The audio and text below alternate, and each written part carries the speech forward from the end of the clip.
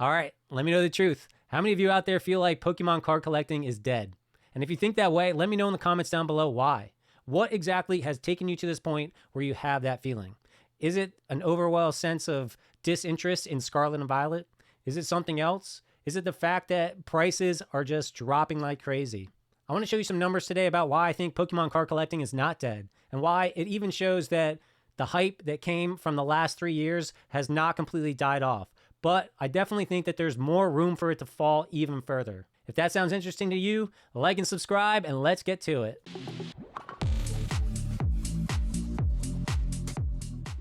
All right, fam, the numbers I've been looking at for a while are Google Trends. This is a website that you can go on and see what people are searching up. And almost everybody uses Google. So I think it can show a clear pattern of how much interest there are in Pokemon in general and in any particular set or time of Pokemon. So let me just flip you around and we'll take a look. All right, first off, let me show you the Google Trends website. Anyone can check this out.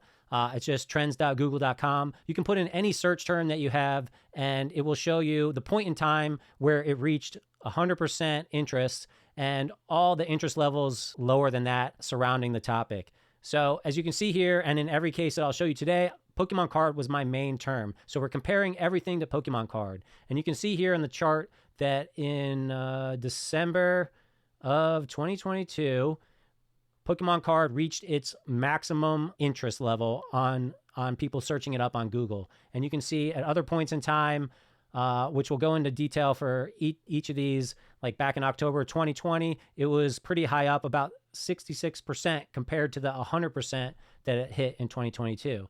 On top of that, you can compare any other search term. In this case, I'm showing an example of Silver Tempest. And you can see Silver Tempest reached its peak in November of 2022. You know, there was some hype leading up to it. It hit its peak, and then it sort of fizzled out with one little peak about the time that Pokemon was at its max. And then it very gradually has tapered down to almost nothing, but still something. People are still searching it. So with that in mind, the first graph I wanted to show you is where I've taken that kind of information from Google Trends and put it into Excel and charted a complete chart going back 5 years. So what you see here as the big blue line is that Pokemon card, the main term. And like I said, we hit a critical mass in December of 2022. And let's just zoom in here. All of these other lines represent search terms related to sets. So we can come back here and see, for example, Hidden Fates. And it hit its peak in 2019 when it came out. And you can see that Pokemon was at a certain level way smaller than it was when it hit that critical peak in December 2022. But what you can see is that there was a hype around Hidden Fates. And like every other set that you can see here, it hits its critical mass when it comes out, and then it tapers off. And you can compare that to all the other sets that came along after it. Here we can see Vivid Voltage, Evolving Skies, we got Celebrations. So just looking at Vivid Voltage, obviously Evolving Skies had bigger hype, a lot more people were searching it up, and then Celebrations even more, but not a critical amount more. And I would argue it's a fair amount from Evolving Skies over Vivid Voltage. Obviously, Pokemon in general is starting to hit its peak at this time. And then, interesting enough, you can look at all the sets after that I chose to plot here. We've got Lost Origin, which was more equivalent, but higher than Vivid Voltage. We got Silver Tempest. Then we've got Crown Zenith, which actually was pretty hype, but you have to know that it was also at the time where Pokemon hit its critical, and it probably helped it hit its critical. We kind of see a drop down after that when you hit the Scarlet and Violet era. Now, I didn't put in Scarlet and Violet base because I didn't want to just put in the term Scarlet and Violet. Otherwise, I might get the video game, like people searching up the video game, or other things that could impact the analysis of that data. However, I did put in Paldea Evolved, Paradox Rift, and even Paldean Fates, which obviously there's not a lot of hype about Paldean Fates yet, but it did make some blips on the map as people started searching it up. Now here, this blue one is Pokemon Scarlet and Violet 151, so I put in Pokemon 151, and as you can see, that had quite a bit of hype, even in this basically down market compared to our maximum time. It had a huge amount of hype.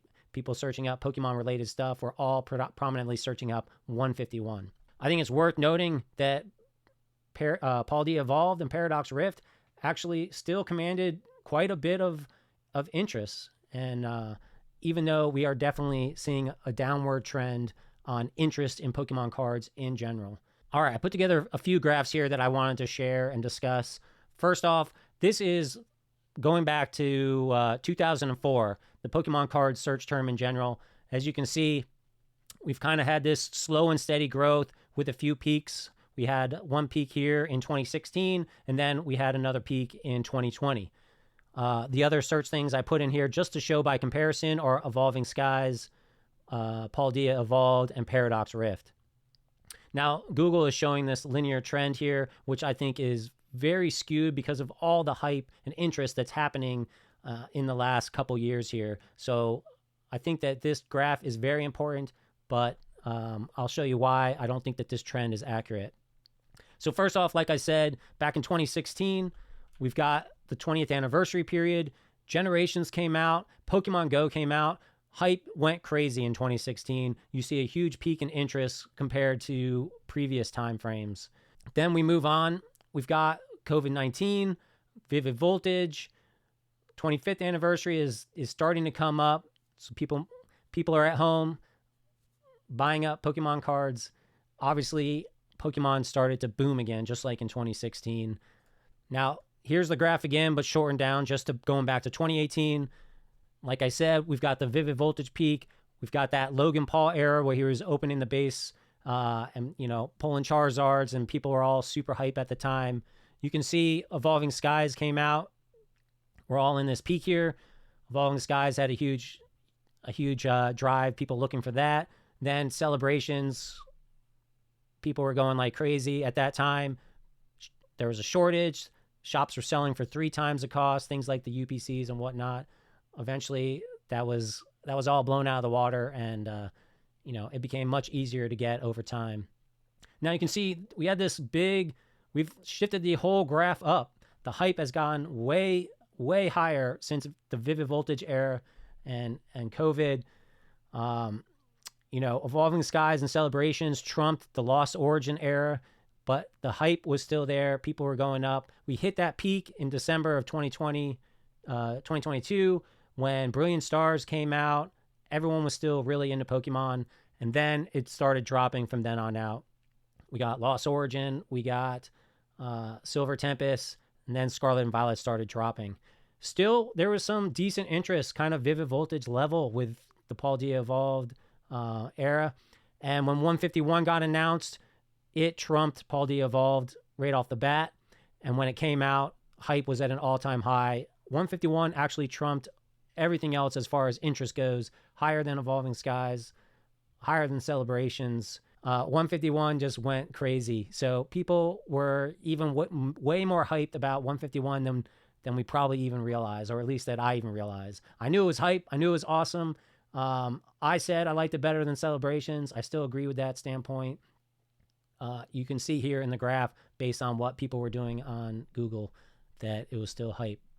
Now, I talked before about that trend line and how basically we had that 2016 and then we had that 2022 or 2020 peaks where it just kind of went up. I don't think the trend line's going to keep following that. I actually think that this trend line here that I've drawn is probably more accurate, and this are just a couple crazy times. Like Pokemon has been on the incline ever since 1999. It has its peaks and valleys. It had 2 huge peaks. Obviously, this time the peak has sustained way longer than the 2016 peak. But we're sitting right here. We're still way up. I think that we could come way back down to where this trend line is, but I'm hoping that we never do. Based on the fact that it's sustained it this long, I think it's going to hold out and continue to be at a higher level than it probably originally would have been on the trend line. So all in all, I feel really good about the Pokemon, trading card game, the collecting aspect. I'm not at all concerned. I think that it can go deeper. I think that if you're a collector, this is a fantastic time to be a collector. I am picking up things that I've really wanted for the last 3 years, way cheaper than ever before. I think that it can go down even more. So if there's something you're on the hunt for, definitely keep your eye on it. It could drop further. I don't think we'll ever get back to that trend line. So that's what's making me feel really positive about Pokemon in general. So that's kind of my 2 cents about it. I think we're in a great spot. I think there's room for it to go even lower. I don't think that booster boxes are going to sell much lower than they already are. People are basically just trying to clear out their warehouses to get to the next thing. In like 2026, we'll be hitting the 30th anniversary. I have a feeling things are going to get quite insane again at that time. So let me know what you guys think. I think we're doing well. I think they're printing too much right now, which is probably going to get dialed back. But it's really hard to tell without knowing what kind of stuff is sitting on the warehouse and all the distributors. Only Pokemon and the distributors know. We can see what the distributors are selling things for. We can see the price markdowns that are happening. So, you know, I'm seeing that Silver Tempest is trying to get moved out of warehouses. Obviously, Scarlet and Violet is trying to get moved out of warehouses. All 4 of the sets, you know, maybe not 151 so much, but there are a lot of UPCs just sitting on shelves right now.